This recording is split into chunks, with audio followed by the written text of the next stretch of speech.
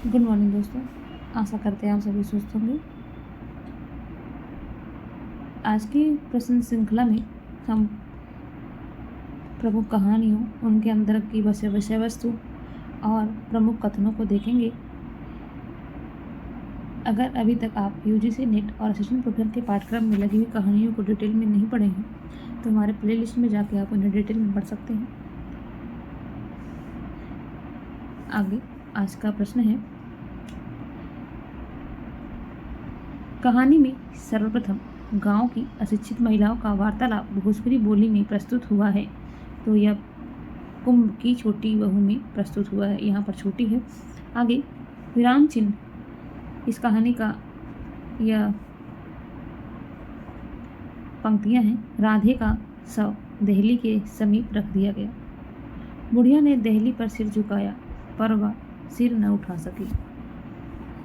आगे गोपाल राय के अनुसार आकाशदेव के बारे में उन्होंने कहा है, प्रेम और घृणा का ऐसा द्वंद्व और परस्पर स्पर्धिता शायद ही हिंदी की किसी और कहानी में मिले।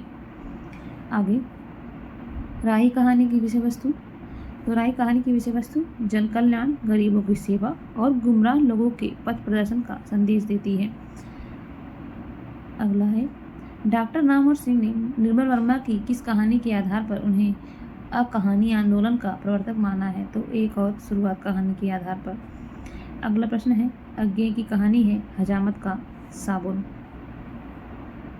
आगे शुक्ल जी का कथन है, जगत अव्यक्त की अभिव्यक्ति है, काव्य उस अभिव्यक्ति की अभिव्यक्ति है।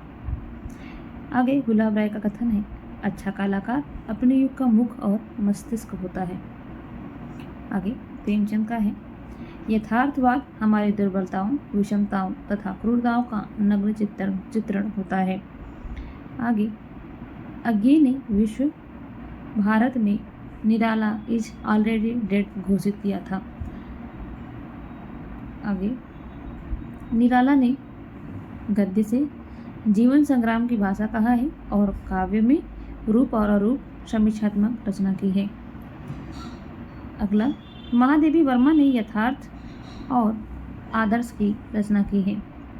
आगे नंदुलाल वाजपेयी को भगवत स्वरूप मिश्र ने सौष्ठववादी आलोचक कहा है। आगे नगेंद्र ने रीतिकालीन कविता को क्षयग्रस्त घोषित किया है। हिंदी का पथिकृत आचार्य किसे कहा जाता है, तो शुक्ल को कहा जाता है। आगे पंत ने नगेंद्र को रस चेता तथा रस दृष्टा कहा है और नगेंद्र को रस चेता तथा रस दृष्टा कहा जाता है। आगे भारतीय चिंता का स्वाभाविक विकास हजारी के किस रचना का भाग है, तो ये हिंदी साहित्य की भूमिका का भाग है, भारतीय चिंता का स्वाभाविक विकास। आगे है महादेवी वर्मा का कथन, सत्य अपनी एकता में असीम रहता है तो सौंदर्य अपनी अनेकता में अनंत।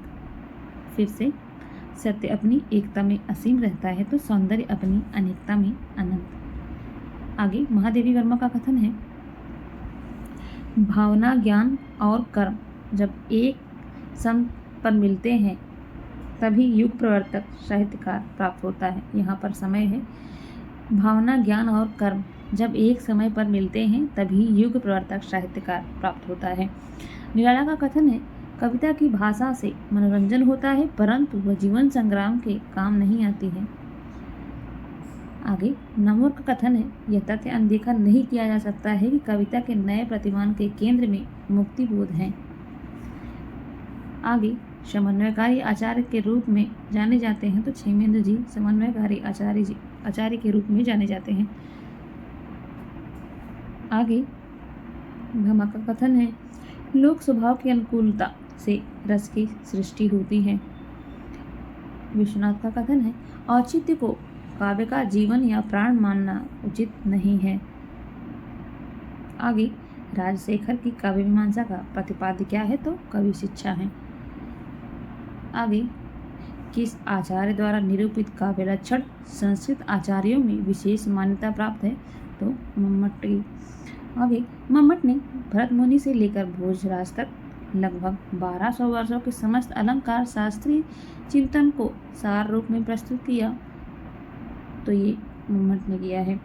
आगे, वक्रता काव्य का प्राण नहीं, पर वह उसका वाह्य व्यक्तित्व अवश्य है। कथन किसका है? तो ये महावीर प्रसाद द्विवेदी जी का कथन है।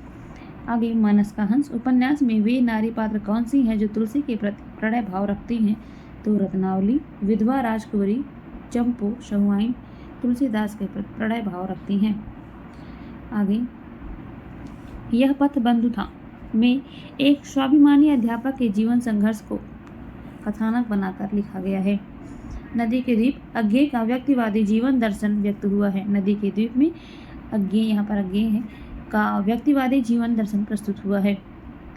आगे, मधुकर गंगाधर मैला आंचल से सत्यनाथ भादुड़ी कृत ढोढ़ाराम चरित मानस की कॉर्बन कॉपी कहते हैं। आगे, नागार्जुन के निजी जीवन संदर्भ भी मिलते हैं। तो इस रतिनाथ की चाची रचना में नागार्जुन के निजी जीवन के संदर्भ मिलते हैं। आगे, इब्न बतूता दिव्य प्रकाश दुबे की रचना है और बेगम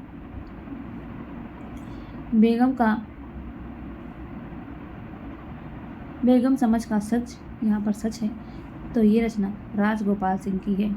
आगे, धरती मेरी माँ रचना जोगिंदर सिंह की है। आगे, विष्णु नागर की रचना सहमति से उठा हाथ किसकी जीवनी है? तो इसमें रघुवीर सहाय जी की जीवनी है। आगे, वैधानिक गल्प की रचना चंदन पांडे जी की है। विरक्त ये रचना अमलेंदु तिवारी जी की है। बेदावा एक प्रेम कथा ये रचना तरुण भटनागर जी की है। आगे, गीताश्री के उपन्यास राजनटनी में मीनाक्षी और बंग राजकुमार बल्लाल से की प्रणय गाथा है। अगला पंक्ति है, अशोक के फूल केवल फूल की कहानी नहीं, भारतीय संस्कृति का एक अध्याय है। यह कथन संस्कृति और अध्याय से लिया गया है और ये नाम और की पंक्ति है। आगे, मानव शरीर में पेट का स्थान नीचे है, हृदय का स्थान ऊपर और मस्तिष्क का सबसे ऊपर। ये लाइन गेहूं बनाम गुलाब से ली गई है और ये रचना रामवृक्ष बेनीपुरी जी की है। अगला प्रश्न है, कस्तूरी मृग निबंध किसका है? तो कस्तूरी मृग निबंध शिव प्रसाद सिंह का है। आगे, शुक्ल के कथन, तो शुक्ल के कथन है, श्रद्धा धर्म की पहली सीढ़ी है और दूसरा कथन है, श्रद्धा का मूल तत्व है, दूसरे का महत्व स्वीकारना, यहाँ पर ना है, श्रद्धा का मूल तत्व है, दूसरे का महत्व स्वीकार करना।